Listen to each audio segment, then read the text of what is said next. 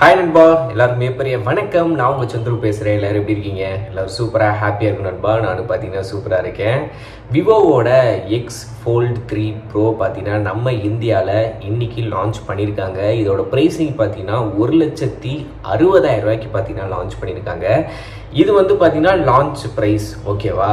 இதில் எக்கச்சக்கமான ஆஃபர் இருக்குது, பெனிஃபிட்டும் இருக்குது. அதை எப்படி கிட்டத்தட்ட ஒரு 40,000 இல்லை 50,000 ரூபாய் கம்மியாக உங்களுக்கு பெனிஃபிட் ஆகிற மாதிரி வாங்கலான்றது இந்த வீடியோவில் சொல்கிறேன். வீடியோ ஃபுல்லாக பாருங்கள்.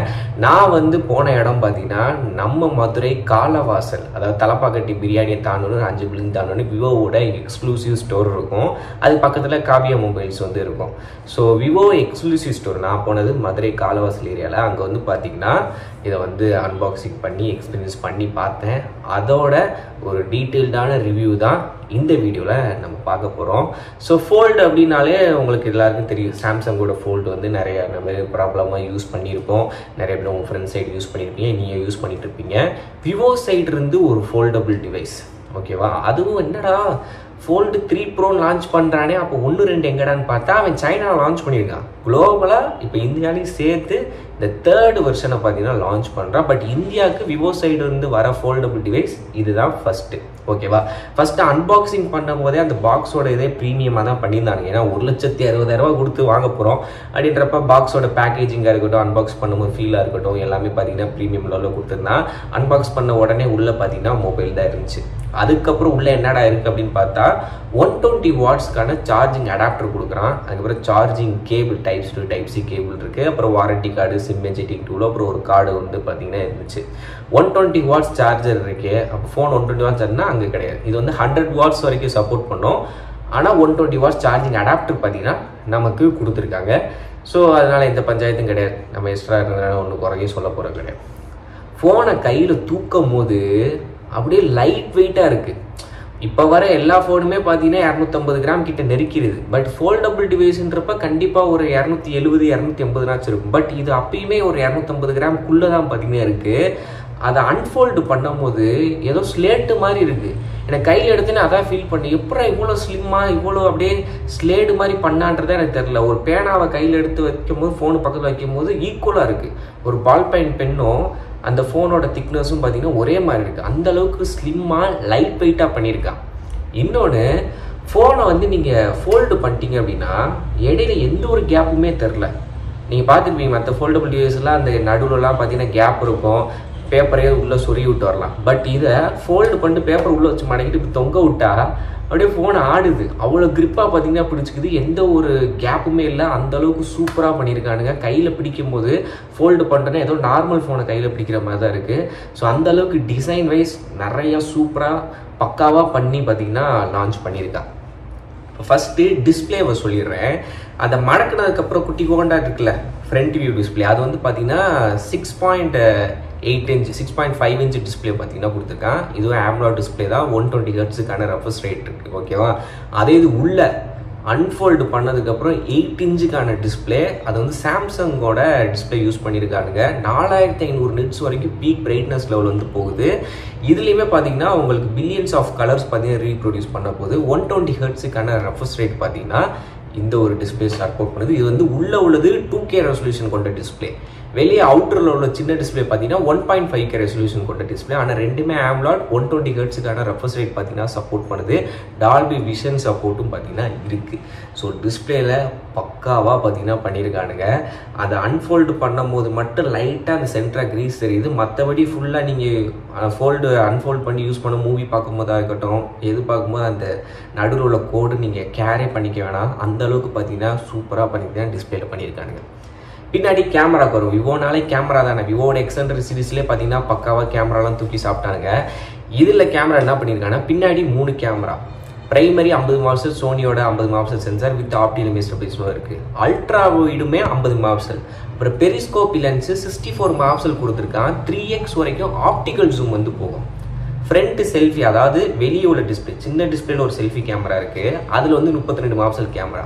அதே மாதிரி உள்ள இன்னர் டிஸ்பிளேலையுமே பார்த்தீங்கன்னா ஒரு செல்ஃபி கேமரா இருக்குது. அதுவுமே 32 மெகாபிக்சல் கேமரா. டோட்டலாக 5 கேமரா செட்டப் இருக்குது. இன்னொரு ஆப்ஷன் இருக்குது. கேமரா அப்ளிகேஷனில் போயிட்டு மேலே ஒரு சுவிட்ச் பட்டன் மாதிரி இருக்கும். அதை கொடுத்தீங்கன்னா பின்னாடி வந்துடும். அதாவது பேக் கேமராவை உங்களால் அந்த ஃப்ரண்ட்டில் உள்ள டிஸ்பிளே வச்சு பேக் கேமராலே அழகாக ஃபோட்டோஸ் வீடியோஸ்லாம் எடுத்துக்க முடியும். இந்த ஒரு ஆப்ஷன் சூப்பராக பண்ணியிருக்கானுங்க. கேமராவில் 100x வரைக்கும் டிஜிட்டல் ஜூம் போகும். அதோட அவுட்டு நான் காட்டுறேன், நீங்களே பாருங்கள். ஸோ எப்படி இருக்குது கேமரா? அது என்னை பொறுத்த வரைக்கும் அந்த ஒயிட் ஆங்கிள் 1x அதுக்கப்புறம் 2x 3xலாம் பார்த்தீங்கன்னா அவ்வளோ டீட்டெயிலிங்காக இருக்குது. போர்ட்ரேட் ஃபோட்டோஸும் சூப்பராக இருக்குது. அதில் எக்கச்சக்கமான ஃபில்டர் ஆப்ஷன்ஸு நிறைய அது பார்த்தீங்கன்னா இருக்குது. போக்கே எஃபெக்ட் எல்லாம் கொடுத்துருக்காங்க. ஏஐ மூலியமாகவும் நம்ம நிறையா விஷயங்கள் பண்ணிக்கணும். நான் டீட்டெயில்டாக ஃபுல் வீடியோ கவர் பண்ணும்போது உங்களுக்கு சொல்கிறேன். இது ஜஸ்ட் என்னோட ஃபஸ்ட் இம்ப்ரெஷனை தான் இந்த வீடியோ நான் ஷேர் பண்ணுறேன். அதுக்கப்புறம் பார்த்தீங்கன்னா இதில் உள்ள அவுட்டு எல்லாமே நான் சொல்லிட்டேன் இல்லையா. அதுக்கப்புறம் உள்ள பேட்ரி, இதில் வந்து 5700 mAh பேட்டரி கொடுத்துருக்காங்க. 100 வாட்ஸ் வந்து சப்போர்ட் பண்ணுது வயர் சார்ஜர் மூலயமா. 50 வாட்ஸ் வரைக்கும் பார்த்தீங்கன்னா வயர்லெஸ் சார்ஜிங் சப்போர்ட் பண்ணுது. அது போக இதில் என்ன ஒரு விஷயம் பண்ணியிருக்காங்க அப்படின்னா, இதில் உள்ள ப்ராசர் இருக்குது பார்த்தீங்களா, ஸ்னாப்ட்ராகனோட 8 Gen 3 ப்ராசர் வந்து கொடுத்துருக்காங்க. ஸோ இது மூலயமா நம்ம கேம் விளாடும் போது மல்டி டாஸ்கிங் பண்ணும் போது பெர்ஃபார்மன்ஸில் எந்த ஒரு குறையுமே இருக்காது. அது டீசெண்டாக இன்னைக்கு தேதிக்கு 8 Gen 3 தான் ஒரு டாப் எண்டில் உள்ள ப்ராசர். அதே பார்த்தீங்கன்னா இதில் கொடுத்துருக்கானுங்க.